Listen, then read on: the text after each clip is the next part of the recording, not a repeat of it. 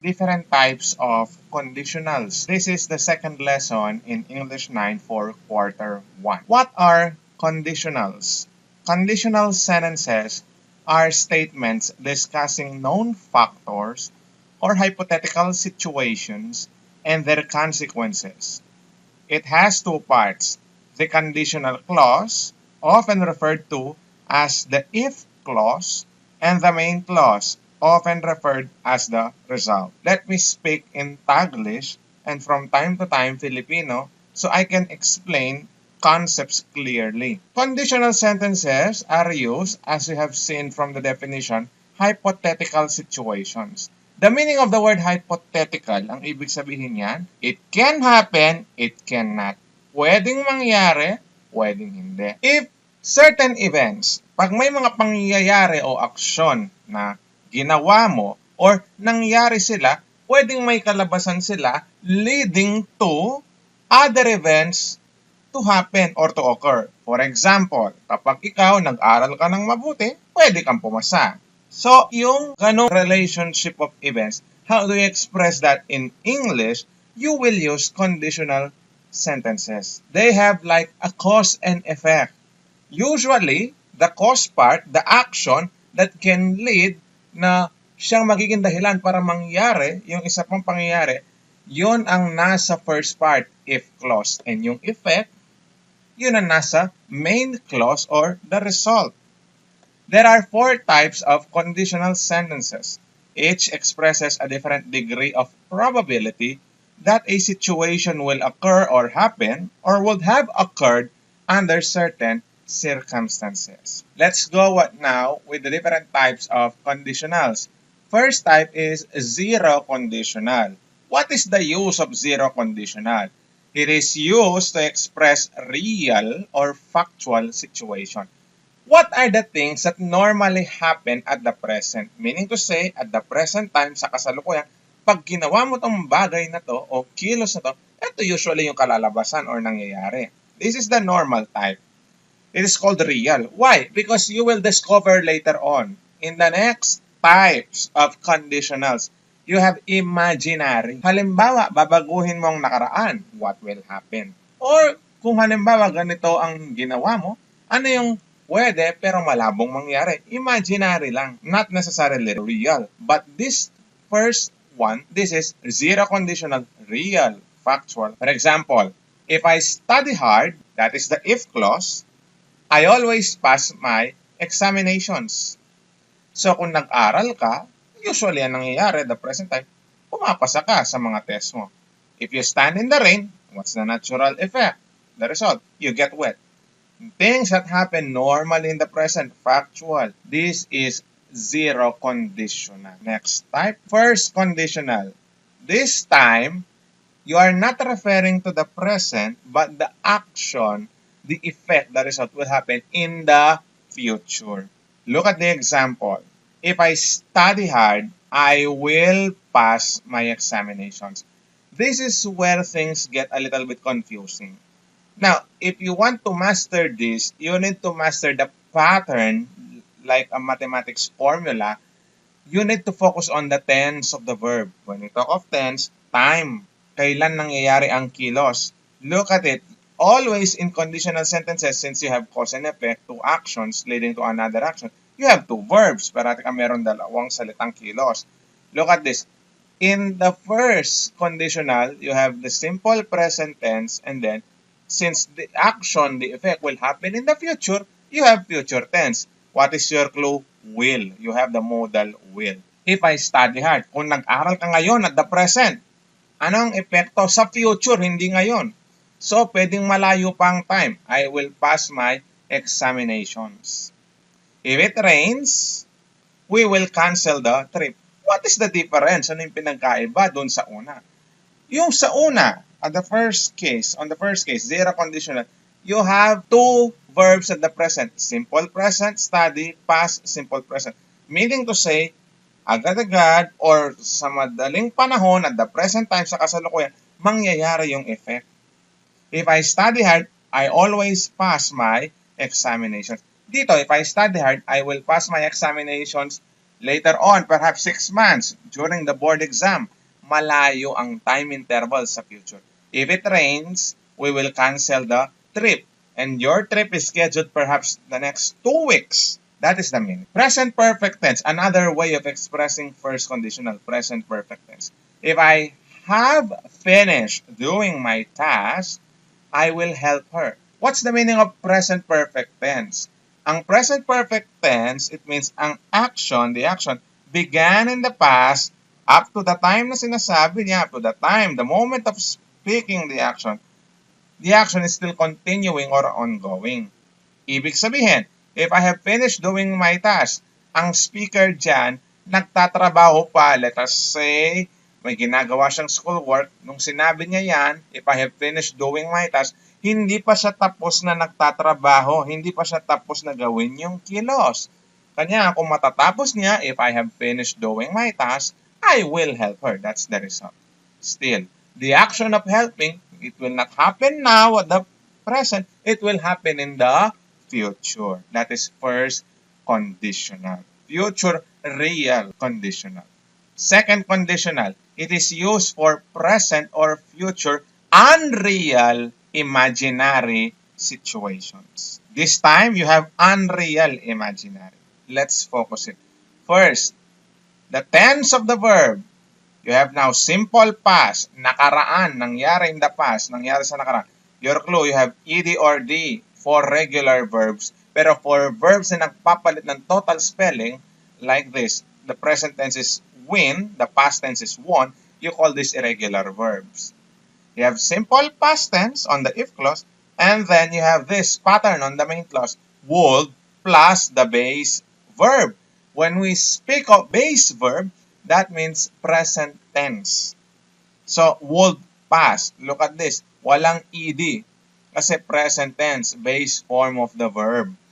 Ang would, yan ang nasa past tense. Remember, on the previous lesson, I told you that the carrier of the tense ang nagpapalit ng tense is the modal, not the main verb. So, if I studied hard, I would pass my examinations.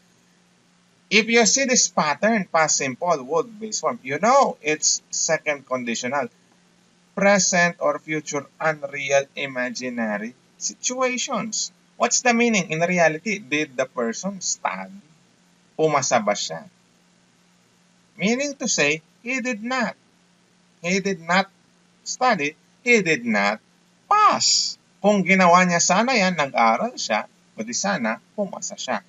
So how will you naturally react? Let's say you are the person being talked to, ikaw ang taong kausap, and you heard your friend saying, if I studied hard, I would pass my examination. In reality, nag-aral ba ang kaibigan mo? Hindi. So, your reaction on that statement, if I studied hard, I would pass my examinations. But friend, you did not study. You played ML, you played Dota, you went to the mall, you surfed the internet, you chatted on Facebook, etc. That's why you did not pass the exam. That's the meaning of it, unreal imaginary. If I won the beauty pageant, I would travel a lot. But you did not win because you're not beautiful. So those are the possible reactions. If I were you, I would give her another chance. Let's say the person speaking is a girl. Did she give another chance? Probably not. That's why if I were you. Now, notice here, I is a singular pronoun, but the verb is in plural where this is an exemption to the exemption. Usually, singular subjects, singular verb. Dapat, kung singular ganun, was yan. Kaya lang, exemption ito, you always use where for pronoun I. You call this a technical grammar rule, subjunctive mode of the verb. And then third conditional, used for past, unreal, imaginary situation. What's the difference now? Yung kanina, mangyayari in the future, posible mangyari, pero hindi nangyari. If I studied hard, sana, in the future, papasa siya. Kaya lang, hindi naman siya nag-aral. Kaya nga, hindi na mangyayari yon sa future. Ito, past unreal, kung babaguhin mo ang nakaraan, if you will change the past, let's say 50 years ago, 10 years ago, or a week ago, what will be the result? That is why past perfect tense na ang nasa if clause. Anong meaning ng past perfect? Ang kilos, the action, started on the past, nagsimula sa nakaraan, nagtuloy-tuloy, pero natapos din sa nakaraan. So, ibig sabihin, yung continuous na kilos na yun, nagsimula in the past, natapos in the past. So, nung sinasabi, nagsasalita ang speaker, baka nagkukwento na lang siya nung ginawa niya in the past sa nakaraan. If I had studied hard, I would have passed. It is now past participle. You have would and then have passed. Have, that's the pattern. Have plus the past participle of the verb. I would have passed my examinations. But you did not study well 50 years ago, 10 years ago. That's why you failed the board exam. So kung babaguhin niya lang 10 years ago na magbo-board exam siya, sana daw kung nag-aral lang siya, papasa siya. Pero in reality, hindi naman. He did not study hard. Kanya nga he flunked. He failed the board exam. If I had listened to my mother, I would not have caught a cold. But I did not because I enjoyed playing in the rain a week ago because I am with my friends. So, the third conditional is used for past unreal imaginary situations. If you will change the past, kung babaguhin mo ang naging kilos mo sa nakaraan, ano mangyayari? Yung kanina, kung babaguhin mo sana yung naging kilos mo at the present, ano yung posibleng mangyayari? The future. So, future unreal imaginary situations. That's the end of the slide. Let us synthesize. Zero conditional, things that you do at the present, what will happen in the present. Ginagawa mo sa kasalukuyan, anong epekto mangyayari yung kilos sa present. And then the pattern, simple present, simple present. First conditional, future real conditional. Ang action gagawin sa present, ang epekto sa future. And take note, mangyayari, posibleng mangyari. Second conditional, ang action ginawa sa present, or kung babaguhin mo ang ginawa mo at the present, if you will change what you did at the present, imaginary, what will happen in the future? If I studied hard, I would pass my examinations. But you did not study hard. That is why you have greater chances of fail, not instead of passing the examination. And then the last one, third conditional, past unreal imaginary situations. If you will change the past, ang action sa nakaraan, anong mangyayari sa nakaraan?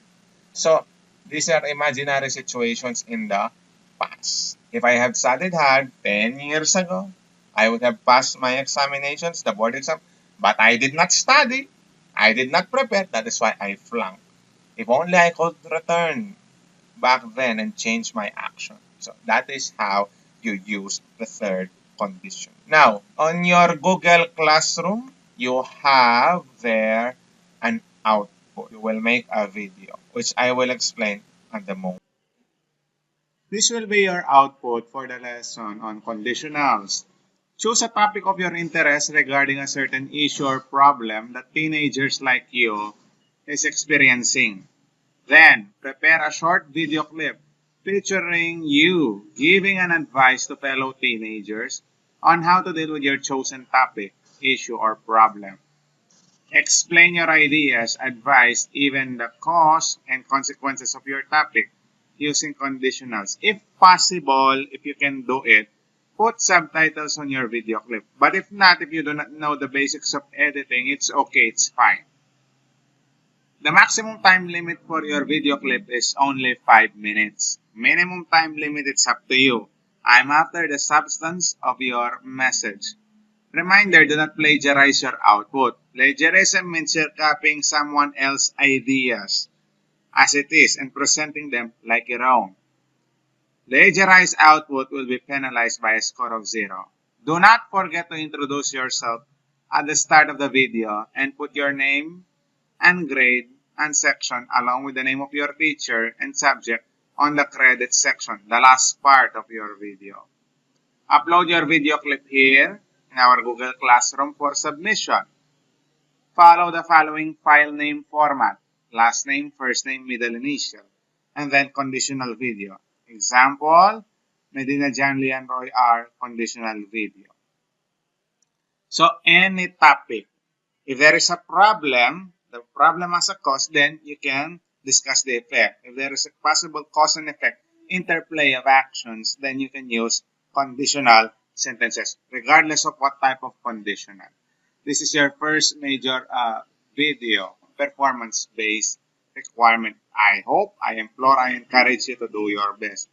If there are questions that are not covered by these guidelines or instruction, do not hesitate. Feel free to message me. Good luck. I wish you all the best. Give your best on this performance requirement. God bless.